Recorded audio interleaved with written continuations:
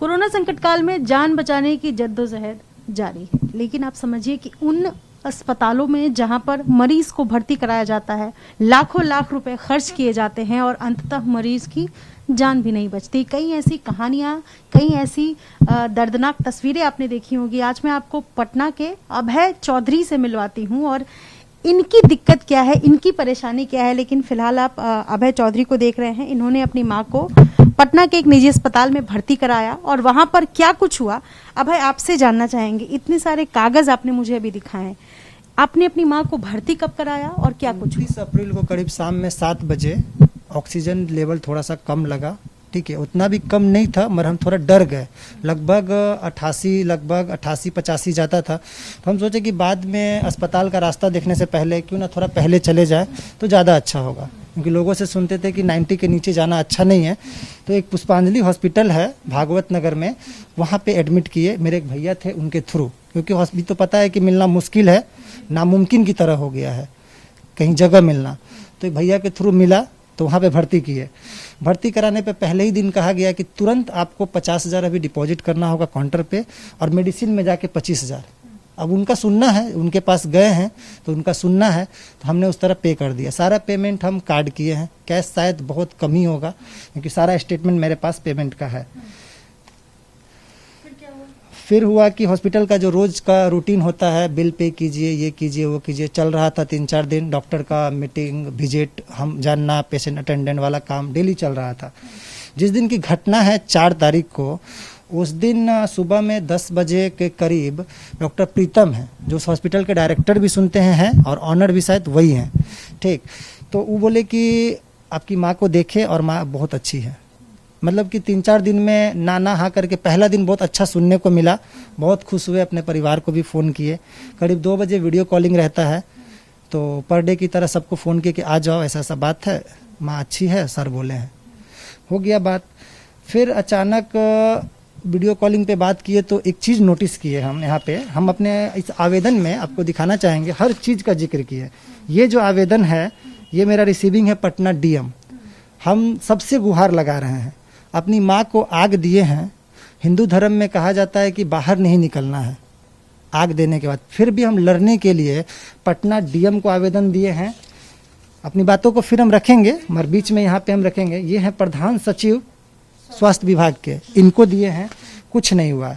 अभी जो हमारे पप्पू यादव जो सांसद हैं, वो पूरे लोगों को मदद कर रहे हैं। 2-2 दिन उनके दरबार में हम खड़े रहे हैं, मगर कुछ नहीं हुआ वहाँ से, उनसे नहीं लगा कि वो एक्टिव रहते हैं तो चलो क्यों ना हम उन्हीं के शरण में चले जाएं। कुछ नहीं हुआ। मुझे ये बताइए कि जब आपने अस्पताल में माँ को भर्ती कराया तो प्रत्येक दिन आपको वार्ड का, बेड का कितने पैसे देने पड़े? प्रत्येक दिन में मेडिसिन का पर डे पे करना पड़ता था, सुबह 9 से 10 बजे, ठीक है। वो बिल होता था लगभग अप्रॉक्स 30,000 से 35,000 के बीच में, कभी 20,000, कभी 30,000, कभी लास्ट हमने 36,000 तक पे किया है।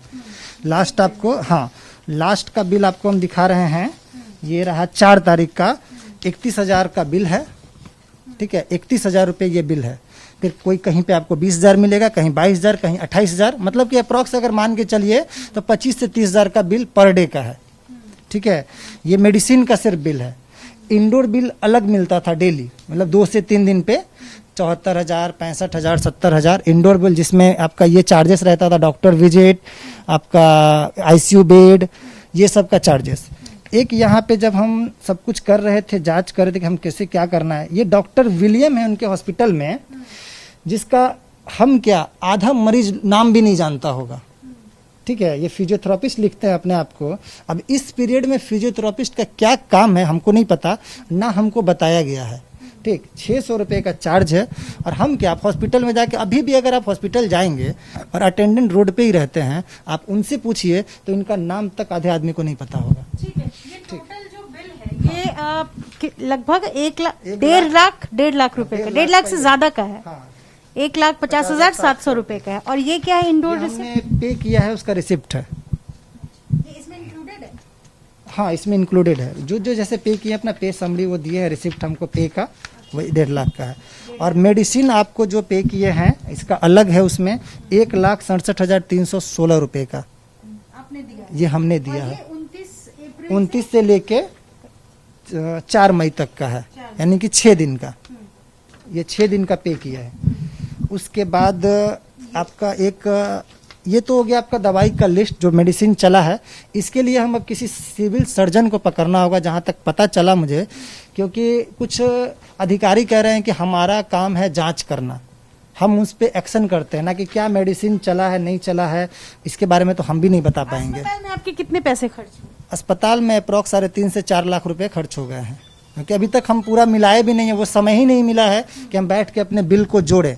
हम उसी दिन से लड़ाई लड़ रहे हैं, आग दिए हैं और उसके कल हो उसके। दुख की बात यह है अब है कि 5 दिन आपकी माँ अस्पताल में भर्ती रही।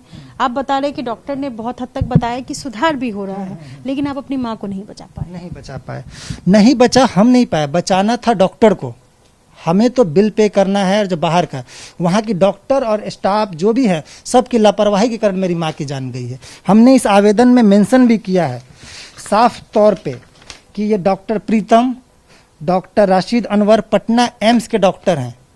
एम्स के डॉक्टर जबकि बाहर कहीं नहीं बैठ सकते हैं, जहाँ तक पता चला, मगर पता नहीं वहाँ कैसे बैठते हैं। ये चारों डॉक्टर मिल के लोगों को उलझा रहे हैं दिन भर। मेरे पास एक रिकॉर्डिंग है कि मैंने हॉस्पिटल में 11 बजे फ़ोन किया तो कहते हैं कि हम सो के उठे हैं। अब जो डॉक्टर 11 बजे सो के उठेगा वो क्या इलाज करेगा, आप बताइए। ठीक है, खसोट जो है वो अस्पतालों में हो रही है, आपने भी इतने पैसे। हाँ, अब क्या करें, देना पड़ेगा। उस सिचुएशन में क्या आप भी अगर रहें तो वही करेंगे। जान बचाना उस वक्त सब कुछ जरूरी है। रेमडेसिविर के नाम पे 30,000 रुपया लिया गया है। हम अपने आवेदन में इसका भी जिक्र किया है। पर पटना आर्थिक इकाई जो है, आपराधिक इकाई, वहाँ कहते हैं कि जो बीत गया हम उस पर कुछ नहीं कर सकते हैं। जो होगा, आपको अगर अभी लूटा जाए तब आप हमको फ़ोन कीजिए तो हम कुछ कर पाएंगे। मतलब अपने न्याय के लिए हम चारों तरफ कर लिए हैं, कुछ नहीं हो रहा है। इसीलिए लास्ट में हम सोचे क्यों ना इलेक्ट्रॉनिक मीडिया का माध्यम लिया जाए और इससे अपनी लड़ाई को देखते हैं कहाँ तक हम जारी रख पाते हैं। तो मुझे ये बताइए कि आपने ये जो आवेदन दिया है, ये आपने डीएम को दिया, स्वास्थ्य विभाग को दिया, लेकिन आप पर इस पर कोई सुनवाई कुछ नहीं, कोई फ़ोन कॉल नहीं, कोई इन्फॉर्मेशन नहीं, ना पेपर, ना न्यूज, ना मीडिया, कहीं कुछ नहीं है। कम से कम पेपर में भी तो आता ना, पटना डीएम ने पुष्पांजलि अस्पताल का जायजा लिया, चाहे किसी के आवेदन पे, कुछ नहीं। उनको अपने से फुर्सत ही नहीं है, तो क्या करेंगे ये। कम से कम आप घर में कितने लोग हैं? हम लोग घर में 3 भाई हैं, मेरी सिस्टर आई हुई है, उनके हस्बैंड हैं, भाभी हैं, बस इतने लोग हैं हम लोग।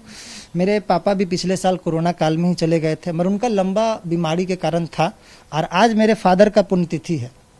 दुर्भाग्य की बात यह है कि मेरी माँ भी इससे पहले चली गई और आज मेरे पिताजी का पुण्यतिथि है। अब हम अपनी पिता का शोक मनाएं कि अपनी माँ का शोक मनाएं, समझ में नहीं आता है कि हम किसका शोक मनाएं। और प्रशासन सुनने को तैयार नहीं है। सब करप्ट हो गया है, सब पैसा खा के बैठा हुआ है, सब लूट मचा हुआ है, सब कोई पैसा में भागीदार है। मैं आपको बता दूं कि अभय चौधरी और इनके भाइयों ने इस तरीके से, ये जो आप देख रहे हैं, ये लेटर लिखा और ये लेटर लेकर ये डीएम के पास गए, इनका कहना है, स्वास्थ्य विभाग के पास गए, लेकिन अब तक कोई सुनवाई नहीं हुई। लेटर में उन्होंने इस बात का भी जिक्र किया है कि जिस अस्पताल में इन्होंने अपनी मां को भर्ती कराया था, वहां पर किस तरीके से इलाज के नाम पर इनसे पैसे ऐंठे जाते रहे और बार बार ये भरोसा दिलाया गया कि इनकी माँ स्वस्थ हो चुकी है। लेकिन उसके बावजूद अंततः 4-5 दिन भर्ती होने के बाद ये अपनी मां को नहीं बचा पाए। और आरोप यह है कि अस्पताल प्रशासन ने न सिर्फ पैसे लिए, बल्कि जो दवाइयां जिनका रेट सरकारी तय किया गया है, उस रेट से 2 गुना और 3 गुना दाम में इन्हें दवाइयों के पैसे भी देने पड़े।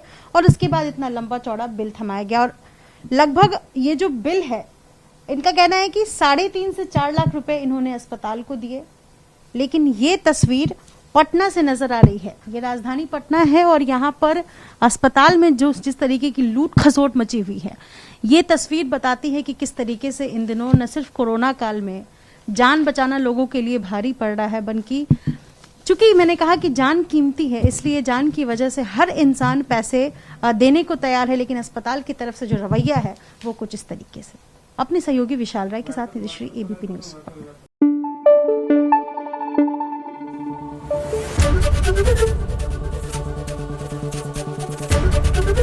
एबीपी न्यूज आपको रखे आगे।